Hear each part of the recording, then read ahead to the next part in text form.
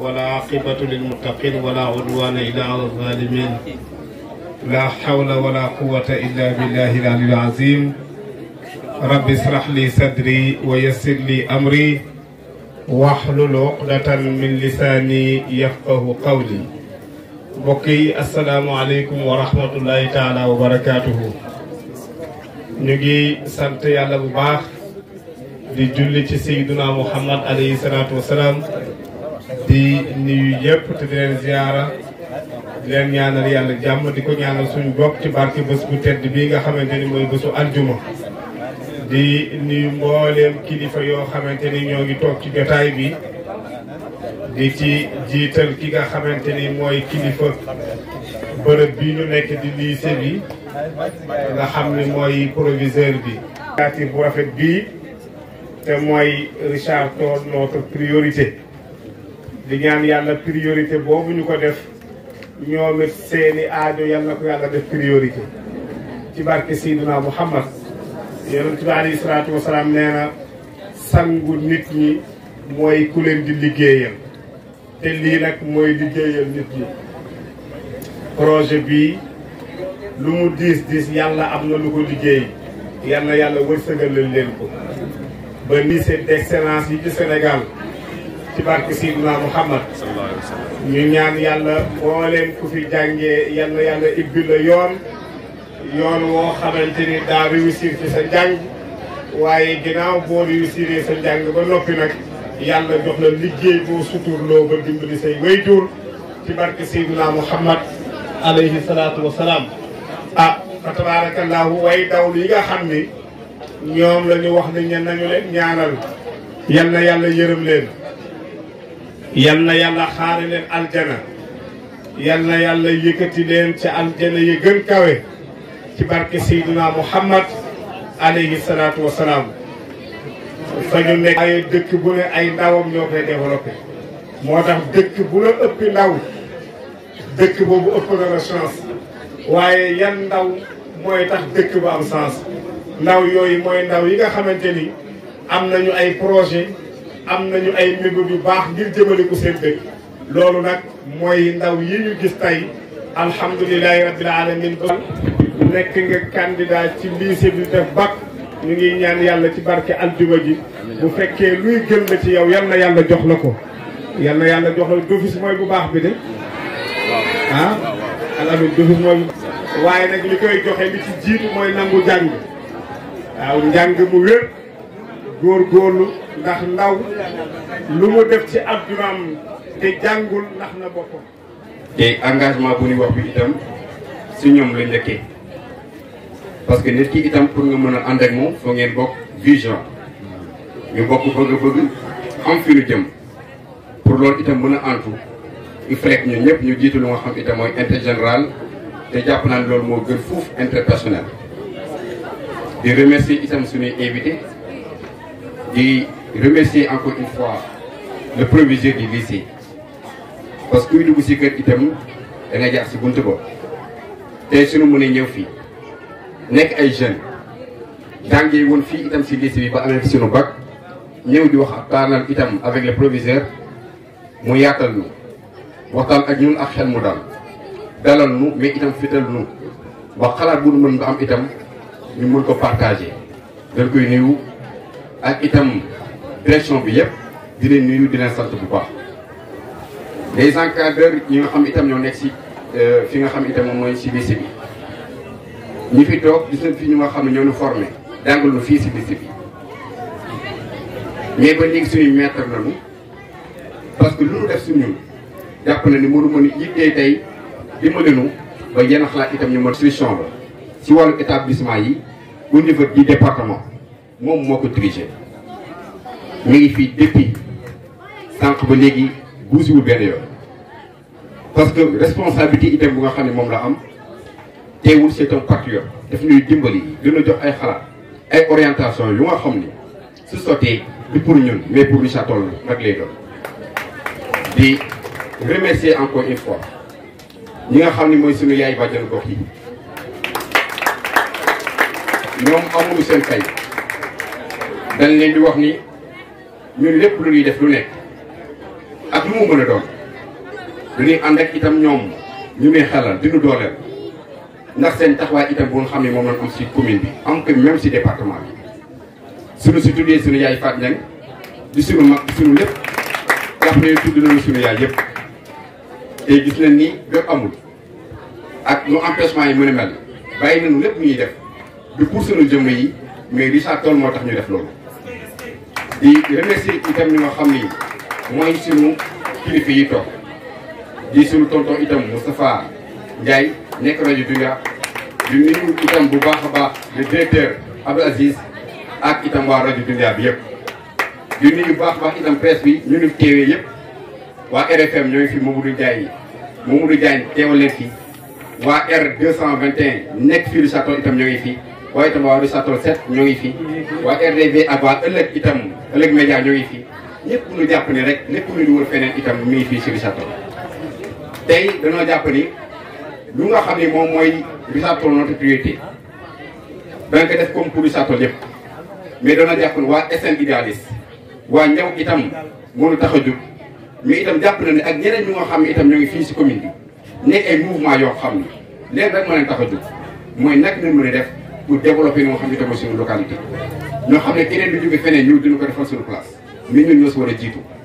xalaat suñu ko amee dañ koy partagé ko ku si nekk itam li nekk si yow ak stratégie bi nga yor nga bañ a jàpp ne loolu rek moo doon lu gën nga bañ a jàpp ne donc c'est stratégie sa xalaat am na keneen ku yor bu gën boobu mais pour loolu mën a doon luy jariñ foog nga partagé ko ku si nekk itam ñu xool lan moo ko mën doon loo xam ni intérêt général lay doon nga xam itam loolu Richard Toll ñu si gis seen bopp bu baax a baax. ñu ngi ñëw itam bu baax a baax représentante du CSS madame Diop ñu ngi lay nuyu bu baax moom dañu dem seeti ko waxtaan ak moom mu représenté itam ñoo xam ne mooy femme leader yu nekk à la CSS mi ngi toog tey suba dañ ko au téléphone ni ko foog nga teew te dafa ñëw toog ànd ak ñun bokk ñoom itam ñoo xam ne mooy jotaay bi. dañoo jàpp ni itam yéen suñuy frère ak suñuy sœur yi nga xam ne yéen a jàng si lycée bi am ñoo xam itam ñoom si collège yi ak feneen ak feneen ñun seen ay frère nanu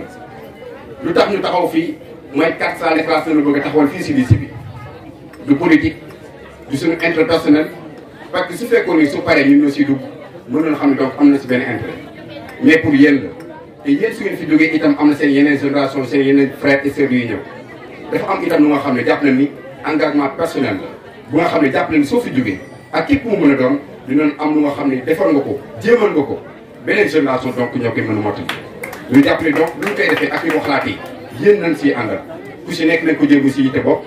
jël ko muy sécurité bopp ñu xam ne lu baax fii ñëpp la baaxal kon si ñëpp duggal seen xalaat ñëpp duggal itam seen moyen di nuyu di jaare bu baax a baax suñu mag yi toog di imam Ndiaga moom suñu mag la suñu kilifa la au delà mu nekk suñu mag suñu kilifa la parce que nit ki mën nañ la wax ni ak noo mën a toll si àdduna ak xalaat boo mën a am ak lu suñu borom mën a def si yow soo amul kilifa rek dafa mel ne loolu jariñul dara loolu duñu koy waxee ci suñu bopp dañ koy wax ñëpp lu ñu jiitu mooy éducation de base bu ñuy ñëw bu jël si lycée bi lu waroon jiitu mooy kër yi suñuy parents dañu éduquer si ñun des ñun ay valeurs ñu ngi ñëw itam di jànge si lycée bi dafa am ñuy fare ay fay itam lu nga xam ne ay frais d'inscription frais d'inscription yooyu kenn xamul fu ko parents di jëlee am na parents yoo xam ne duñu xëy marché di ko dajalee pour defal les inscription am ñoo xam ne duñu xëy si tool yi am ñoo xam ne fu nekk nañ fay dem di am ay yenn dirigeants yoo xam ne ñoo di jël si entreprise yu nekkee lu nekk ñu koy dégg mais teewul leen rek moo tax muy yéen ñoo xam ne itam yéene seen ay doom ñu jàpp ni donc li nga xam ne mooy sacrifice bu parents di def war ngeen ko gis bu baax a baax ngeen gën a liggéey gën a jàng ñu xam ne jàng boobu noonu parents yi moom ñu xaar si yéen pour ëllëg ak coono bu ñuy daj ñu mën si noppal bu baax a baax ku nekk si ñeen su gëmee ni réussite war na mën a am donc jàpp naa réussite d'abord dafay am ba suñu borom ñëpp la fi nekkal professeurs yi loolu na leen yéene encadré yi loolu na leen yéene te ñun itam message boobu ngeen di jàll ñun ñëpp ñoo ko bokk kon dañ si gën a jàpp pour réussite mën a am mais avant tout dañu wax donc éducation de base di remercier itam ñu nga xam ne mooy bureau RNP ku ne xam ne RNP c'est un mouvement citoyen moo xam ni doxul si dara politique parce que su fekkoon ni interpersonnel en réalité moo la taxoon dajale kon jàpp naa ku si nekk am nga beneen activité boo mën a def ku ne nekk itam am nga leen loo mën a def parce que jàpp naa ne ku si nekk soo togg sa kër lu bari do si dugg lu bari itam doo ko dégg mais suñu sacrifié wu ñu ñëpp ñu ànd doon ay frères et sœurs pour intérêt Richard-Toll kon loolu danañ see taalal loxo ku si am sa xalaat indi ko ku si am mbokk boo xam ne kii war na si mën a jàpp projet yu yor yi mu réussir nga indi ko ñu jàpp ni du benn nit ak moo ko mën a doxal ku si nekk am nga si wàll ku si nekk am nga si itam loo xam ne mooy ay stratégie mais itam voies et moyens yoo xam ne jàpp leen réussite fa la mën a amee loolu du jiitu si kenn si gudul ñun ñëpp kon bureau RNP mouvement bi yëpp ñoo ngi leen di nuyu cellules yi ku si nekk def na déplacement ku si nekk gën nga sa moyen def ko pour réussir itam mën a am mais itam duñu ñàkk a nuyu ak gërëm itam moo xam ne entrepreneur ñi nga xam itam moom mooy mouvement bi mooy projet bi nga xam ne boo bëgg léegi 400 de classes la wax 400 de classes bu koy construire toll si 15 millions 700 et quelques mille presque 16 millions l'entrepreneur est là monsieur Massa Mandaw moom dès le début dañ si waxtaan ak moom mu jël xalaatam jël moyen jël lépp def ko si pour defoon nu benn débit boobu fay ñu si 1 franc mu def ko pas pour ñun suñuy personne mais ni ko def itam ngir bokk bi ñu bokk si Richard-Toll ñoo xam ne dëkk pour mën a développer alors ku si nekk ak suñu lu ngay yëngu ku si nekk ak compétence bi nga mën a am loolu rek mën a servir sa dëkk loolu itam nga mën a jàppale itam sa dëkk ñu jàppale moom dañ koy remercier bu baax a baax di wax ni lépp loo xam ne itam xalaat la muy wax ak muy jëf nañu jàpp ni ñun ñëpp ñoo bokk Richard-Toll la priorité programme bi dafay continuer parce que après am na benn événement bu fi am mais noonu jàpp ni rek allocution yoo xam itam maa fi war am mooy suñu kilifa yu fi war a jël itam kaddu dañ leen di dalal bu baax ku ñu tudd ak ku ñu tuddul ñu xam ne pour lu tax ñu déplacé wu du leen lu dul intérêt général du leen lu dul Richard-Toll ñu jàpp ne ñun ndawu Richard-Toll am na 400 de classes yi su taxawee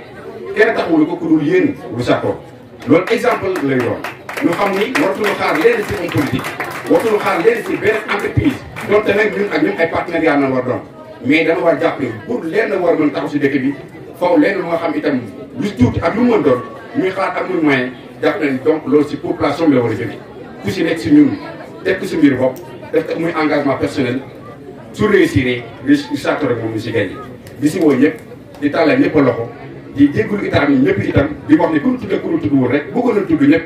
bëggoon a itam wax ku ñu si nekk itam ban effort nga si def pour lii mën a taxaw mais nañ jéem a def tout pour que salle de classe taxaw parce que Richard-Toll lycée bi soxla na leneen Richard-Toll soxla na leneen mais loolu lépp pour mu mën a nekk kenn mënu ko def loolu tout à la fois dafa am étape koy jóge dem beneen étape te loolu pour mën a sotti jàpp naan ku si nekk soo ko defee sa mbir bopp balaa jiwoon jii di mën a taxaw wala daal la séddale. merci beaucoup.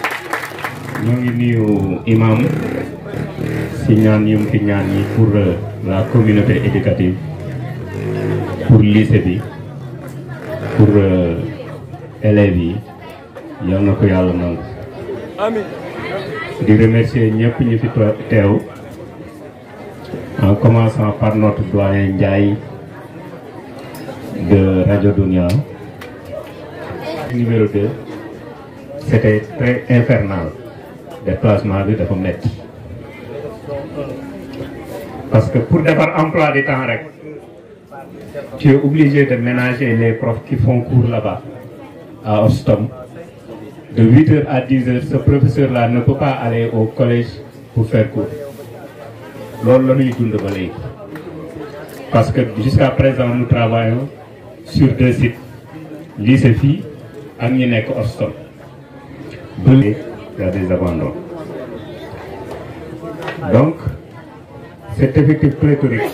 demande à ce que nous ayons une salle de classe. Vous n'êtes que deux. Au départ,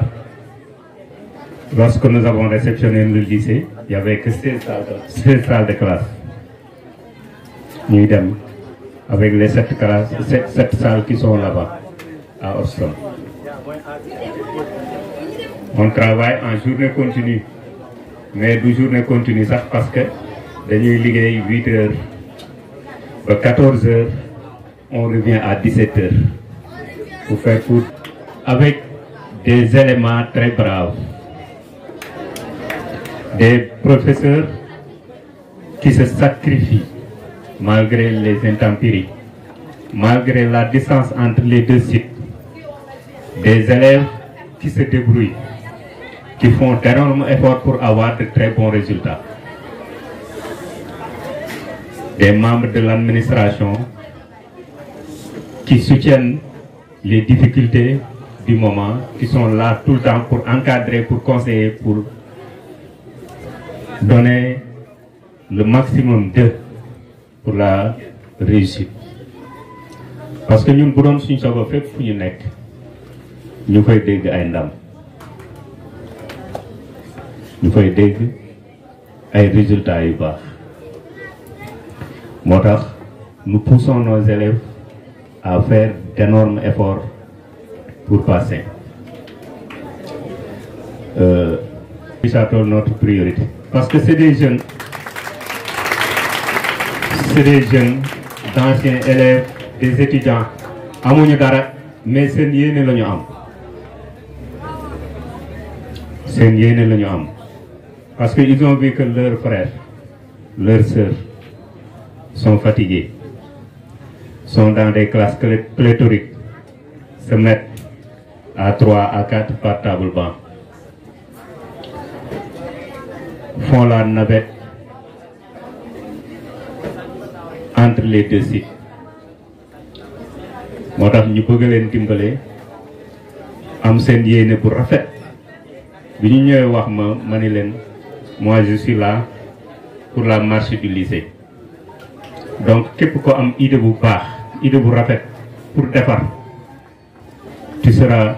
le bienvenu. Moo tax maa ngi leen di remercier ci initiative bi. On va tenter, on va démarrer et Inch'Allah, les prépares. Des élèves venant de 10 collèges. Les collèges de Richard Toll, collège de Ndongo, Sarelamou, de Mban, de Tchago et les privés qui sont là dans la ville. Donc, sauf qu'on compte des 10 collèges qui versent des élèves au niveau du lycée. Parce que actuellement, les effectifs que nous gérons, c'est très difficile. Assalamu alaikum wa rahmatullah.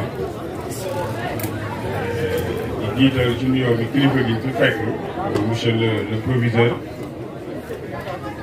Iko Ziar, nous également l'ensemble du corps professionnel, qui est un jeune vraiment très engagé, très dynamique. Je pense que c'est une chance pour Richard Toll. Parce que moi, depuis que je suis venu, il cesse de m'appeler toujours dimanche du projet. Et puisque c'est des étudiants, ils n'ont pas assez de moyens, proviseur, mais ils ont la volonté, ils ont l'objectif. Parce que rien ne se fait sans la volonté. D'autant plus que nous avons une volonté. C'est bien beau, mais nous avons des techniciens qui nous accompagnent. Nous et nous donnons un engagement solennel vraiment d'accompagner l'association Richard Toll, notre priorité, pour le suivi et la supervision des constructions scolaires. Professeur du lycée de Richard Toll. Monsieur Dia yemul di leen ziyaara di leen baal xaq ginnaaw biñ ko saakoo ci ñëpp di ñaan yàlla nañu yàlla boole jéggal di ñaan suñ boroom subhanahu wa taala jataay bi nga xamante ni fa tabarakallahu moo ñu fi bokk dajale te mu nekk jataay bu noble yàlla na ko suñu boroom barkeel di sof suñuy kàddu ci kàddu yi nga xamante ni fa tabarakallahu moom la al imam suñu soppe suñu xarit suñu mbokkum taalibe al oustaz Ndiaga Sall yëkkati loolu rek fa tabarakallahu yóbbaale woon nañu géew waaye nag professeur yi laa dégg ñuy wax ne bien baax na waaye très bien moo ko gën très bien itam baax na waaye excellent moo ko gën kon fa tabarakallahu bu ñëwee yëkkati ay kàddu mu rafet ñu yëkkatiwaat ay kàddu jox ko professeur yi ni nañ ko yëkkati buñ ko ci dollee day gën a jekk kon macha allah yal na yàlla fay yal na yàlla sàmm te taxaw te aar di jéggalu bu baax nag ci kàddu yi ñuy sof ci suñuy kàddu kilifa ndax macha allah proviseur lépp loo xam ne waroon nañ ko fi wax rek wax na ko fi ba noppi mi ngi tolloog olof day faral di wax ne ñaare nit fii xasan ci yaramam ay weewam dong moo ko ciy doy ndax wokkal ma wóorul man ngaa wokkaloo nit mu ëpp mbaa mu manqué Baye Ndiaga te kon bu boobaa ak réeroo day daal di am kon macha allah yal na yàlla fay leen yal na yàlla taxaw leen yal na yàlla aar leen di ziyaara bu baax itam suñu wàjjur yi di bàjjenu gox yi di ñaan yàlla yal na yàlla sàmm leen ci taxawaay bu rafet bi di ziyaara yi itam macha allah suñu jigéen bu baax bi nga xamante ni macha allah moo fi représenté CSS di ñaan yàlla yal na yàlla sàmm te taxaw te aar kaddu gi ñu yëkkati nag fa tabaarakallahu dañ koy tënk ci ñaar rek genn gi mooy ngërëm ak soññe waaye fa tabaarakallahu geneen kàddu gi mooy ñaan ndax ñaan ba ñaan jeex ki la war a ñaanal bu la ñaanee day gën a jag te ñaare nit bu dee jàng ku ne mën na koo ñaanal ñaan gi mooy waaye ki ko jàngal kooku bu ñaanee ñaan gi du dog kon fa tabaarakallahu seen mbokk yi nga xamante ni ñoo nekk seeni mag seeni nijaay fa tabaarakallahu seeni baay nekk ay jàngalekat ci lycée bi ñoo dajale seen kàddu cant ak ngërëm ak ñaan jëmale ko ci mouvement RNP bi di Richard Toll notre priorité di ñaan suñu boroom lii nga xam ne sumb nañu ko yal na ko yàlla yeggal ndax yonent bi alayhi salaatu wasalaam mooy wax je parle sous le contrôle de Imam Ndiaga ne man sanna fil islami sunnatan hasana fa lahu ajruha wa ajru man amila biha ila yawmil qiyama koo xam ne da nga ñëw teg benn action boo xamante ni action bu baax la keneen ku ñëw sof ci fa tabaarakallahu lépp lu mu ci am ci yiw yow di nga am yiw bu ni doy te doo yàq dara ci yiwam tey jii si tey bu Richard Toll notre priorité jógoon amuñu lu dul benn brique képp laa wax de ñëw wàq ko fële teg ko ni fii la suñu doole toll ëllëg benn milliardaire jóge fële ñëw fa tabaarakallahu def fi benn lycée boo xamante ni yor na valeur u 100 milliards lépp lu ñu ci am ci yiw fa tabaarakallahu l'histoire retiendra que ne Richard Toll notre priorité moo réalisé loolu kon fa tabaarakallahu ci turu professeurs yi ñoo ngi sant waa mouvement bi yëpp teg ko ci loxo Babacar Sall Babacar nag dinaa ci taxaw Serigne Babacar ndax yàllaa ngi dogal diiraa mu nekk ci lycée bi macha allah suñu mbokkum élève la woon ñu yor ko seconde yor ko première yor ko terminale macha allah mu am fulla ak taxawaay boo xam ne bokkoon na ci gone yi nga xam ne léeg-léeg dama koy faral di wax ne léeg-léeg nga gis ay gone ñu def njombe nga bëgg leen a sanctionné waaye da nga cay séen kenn koo xam ne day tax nga mujj leen baal ñoom ñëpp moom macha allah noonu la mel kon yal na yàlla taxaw dafa am benn borom xam coule dans mes veines mais dans mon cœur se bousculent les sentiments les plus hauts moom nag fa tabaarakallahu loolu la ñu nemmeeku ci moom ñuy ñaan yàlla projet bi yàlla ko yàlla yeggali obstacle yi nag dina bëri ndax Sénégal du ñu dem ngeen baal ma bokk wala li ëpp ci nit ñi du ñu dem te boo dee dem ñu dab la buñ la mënta dabee la ak seeni làmmi waaye nag lépp rek ngeen teg ko ci li borom xam-xam ba waxoon ne si je me fixe un objectif l'ambition devient ma monture et je fais fuir les obstacles il y a des obstacles certes mais yal na yàlla defal leen tawféex ba ngeen surmonter ko macha allah di nuyu itam fa tabaarak ñi nga xam ne ñoo fi nekkoon te dawul te nag dafa bokk ci ngor boo nekkee nit muy wax ngay dégg muy jëf ngay gis mu amal la njariñ ñii nekk sa baay ñii nekk say mbokk bërki démb rek la am benn mbokk taalibe boo xam ne dafa ñàkk bakkanam mu di Issa Thiombane fii la nekkoon fii la jàngee ba am bac dem nekk étudiant bërki démb la génn àdduna yàlla na ko yàlla yërëm ak ñeneen ak ñeneen ak ñeneen kon fa tabarakallahu nii ngeen def ñaanal leen yal na yàlla sàmm leen waaye itam ñëw teg aw xeer ngir mu mën a jëmmal loo xamante ni day noppal seeni rak yal na yàlla gunge leen ci kon fa tabarakallahu ñoo ngi jéggalu bu baax di nuyu macha allah suñu mbokk yi nga xamante ni ñoo teew fii couleur jotaay bi di mbokk élèves yi gis naa fi sax sama benn soxna macha allah mu ànd ak délégation bu am solo wasalaamaaleykum wa rahmatullah. ñun samay xarit lañ dañuy gisee lu bare ñoom ñëpp xam naa leen xam naa seen yitte xam naa seen engagement xam naa seen détermination ci li ñuy def te proviseur nee na ngeen gëm seen bopp mais man gëm naa ni gëm ngeen seen bopp parce que sinon bàyyi ko ngeen bu yàgg parce que fi ngeen teg seen budget ak li ngeen am su doon keneen tekkoon ngeen yëpp ci suuf dem toog mais nag seen ngëm-ngëm ak seen détermination moo tax ngeen topp ci ba léegi yal na leen yàlla jàppale. mais imam man dafa am lu ma jaaxal fii waroon na fees benn fay ak parents d'élèves ñoom moom lycée bi ana parents d'élèves ñoom ñoo waroon njëkk a jël seen dërëm def ci parce que seen ay doom ñoo fiy jàng seen ay sët ñoo fiy jàng seen ay rakk ñoo fiy jàng kon balaa kenn di xalaat def dara ci lycée bi parents d'élèves bu lycée waxuma association parents dama ni parents d'élèves bu lycée bi ñoo ci waroon jiitu jël na yàlla ëlbati seen bopp ba ñu def prise de conscience ba xam ne lycée bi lycée Richard Toll la communauté Richard Toll moo ko moom ñu ñëw def ci seen dërëm Alaaji Abdou Aziz Sy Malick radiyallahu taala anhu dafa ni woon jàkkay Tiwaawan waa Tiwaawan kott mën nañ ko defal mais dama bëgg ñëpp barkeelu ci ku ci nekk def ci sa dërëm moo tax ma yaatal ko woote kon nag lycée bi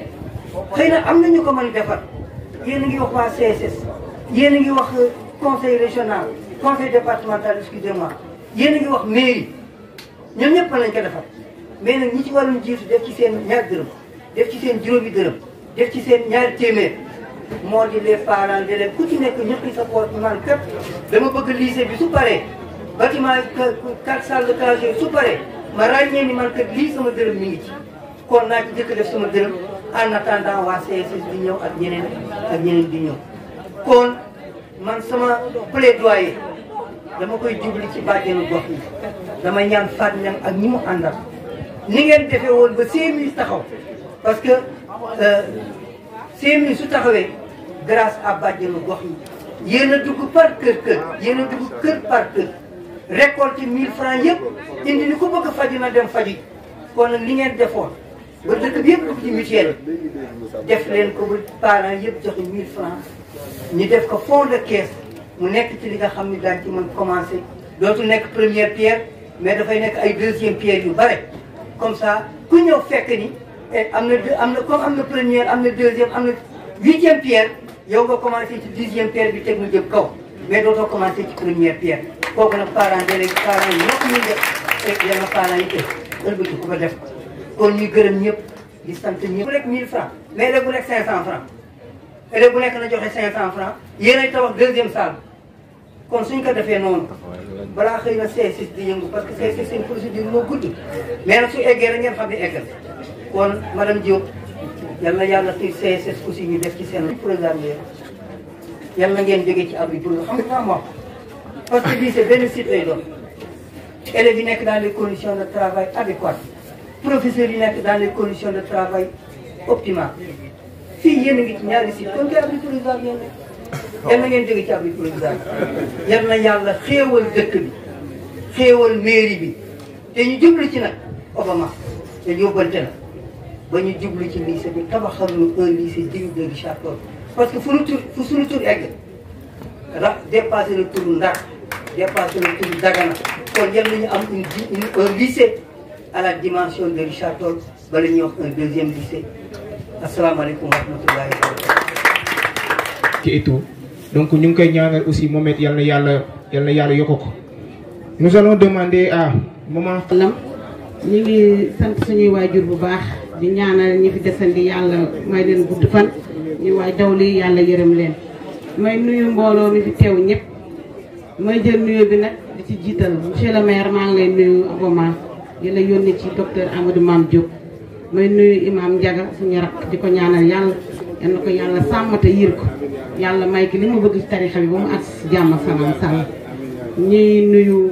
proviseur lycée monsieur Fall ñu ngi lay nuyu bu baax di la ziar ñu ngi nuyu Kumba ñu ngi lay nuyu di la yóbbante nuyoo ci à la CSS ñuy nuyu Richard Toll notre priorité ndax kàddu yi mënoon na ñàkk ndax ñu nag yéen ñoo bokk mbir mi ñu mbir mi dañ cee bokk mais du question dañuy ñëw di leen jàppale ndaxte bàjjani gox yi ñu ngi leen di nuyu li ngeen def seen ay njaboot ngeen ko defal ñun ñii ngeen ko defal ndax ñun ñooy parents d'élèves yi comme ñun nag suñuy doom di jàng ñun ñoo waroon xalaat lii kon xalaat bu jógee fii si yéen mooy de passage mooy nuyu sama rak Babacar Sall Khalifa Ababacar maa ngi koy nuyu bu baax a baax di ko ñaanal yàlla rakk ju neex tiitaroo la ko neex sagoo la macha allah sàll yal na yàlla guddal fanam yal na ko yàlla may li mu bëgg yàlla may ko ci Richard Toll mu egg ndax ñu Richard Toll rek la ñu am képp ku am engagement ci Richard Toll rek ñoom sa ginnaaw Massamba ñu ngi lay nuyu bu baax Lamine maa ngi lay nuyu di la ziar di nuyu Habib bi fi représenté SN idéaliste moo Pape Thion maa ngi di nuyu bu baax sëñ Fallou Ndiaye fàttewuñ la yaa ngi ci ginnaaw mais ñu ngi lay nuyu yéen waa Richard Toll jëf yéen ñëpp association yëpp dafa lëkkaloo ak bàjjan gox di liggéey ndax ñun dëkk bi la ñu tiitaroo dëkk bi la ñu am li ñu fi wax duñu fi dellu si ku jóg Richard Toll nga ñëw Richard Toll la boot ñëpp kon tey Richard Toll dañu war a am lu kenn amul loolu moo war a tey ngeen taxaw yéen en tant que ay xale ni da ngeen taxaw fii ay salle de classe kon ñun dañ ciy jàpp bu baax a baax te li Moustapha Ndiaye wax maa ngi koy nuyu sama càmmi Ndiaye di la gërëm